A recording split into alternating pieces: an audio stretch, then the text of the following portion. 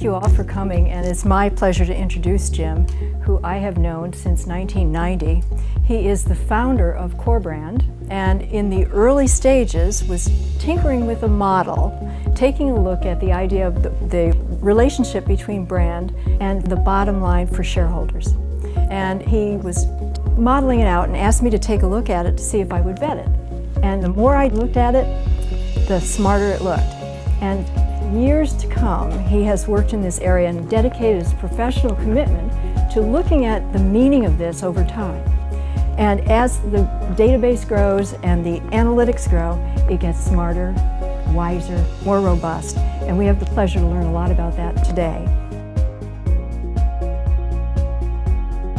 I've been involved in this for a long time. I've written a number of books on the subject.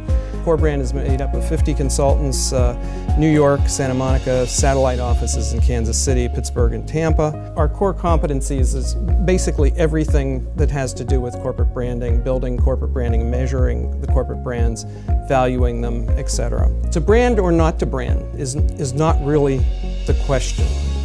The questions that the board should be asking are, how are our brands being measured? What is the value of our brand?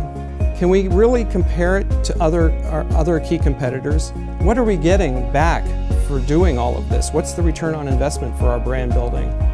And are we managing this important asset? One of the big arguments that come, that on the finance side is you can't measure these things.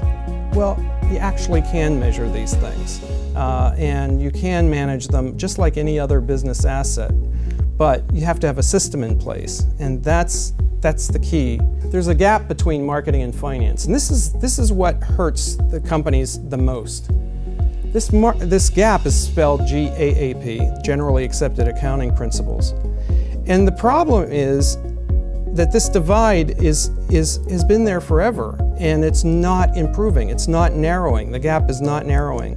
Current accounting standards are really insufficient for valuing brands. They don't account for the increasing or reduced value of an intangible asset that as it's being created internally.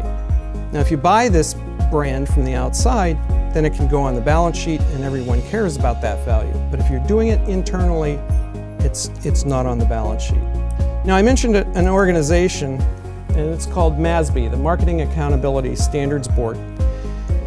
MASB has been working to bring finance and marketing together and to really build a relationship with the standard setters around the world.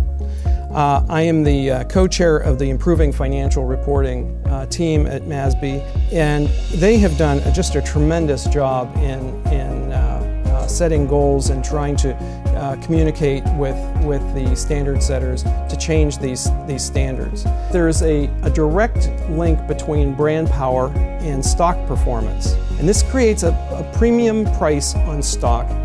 It's not the major driver of stock price. It is not more important than the financial fundamentals, but it's a contributor to stock price. The corporate branding side is a terrific dashboard measure for the board of directors. It's been proven that we've used it for years with various boards, and it comes down to a one-page snapshot that they can look at and say, oh, okay, we're doing better, we're improving, the brand is creating value, that's good. We also can say, this is where you should be next year, the year after, and 6 years out into the future. This brand equity number as a percentage of market cap really isolates the noise of the market. The market will go up and down, and this is a very steady number that you build over time. Having all that information, you can begin to do some controlled experimentation. You can change your advertising mix, you can do different types of things with public relations or investor relations, social media, business strategies, all kinds of things that you can test at the brand management level. You can also look at the things that are affecting brand power, such as your competitor performance. If you have a strong competitor, we can tell you what their performance is and against your performance, and tell you whether they're stealing a march on you or not. Sector characteristics, what's happening in the sector? Did somebody launch something new? Is there a new product development? in the sector, other industry factors, and then the financial, the macro finance aspect, the market dynamics, the industry dynamics, and the economy. So in summary, marketing is an investment, it's not an expense. Corporate brands are an intangible asset that represents significant value directly relating to enterprise value, about 5 to 7% on average, but again, it depends on your industry. It can be accurately measured and valued, even if it's not on the balance sheet, and can be used as a dashboard report at the senior level. So, and it can grow or lose value, so it's worth managing. So those are the key takeaways.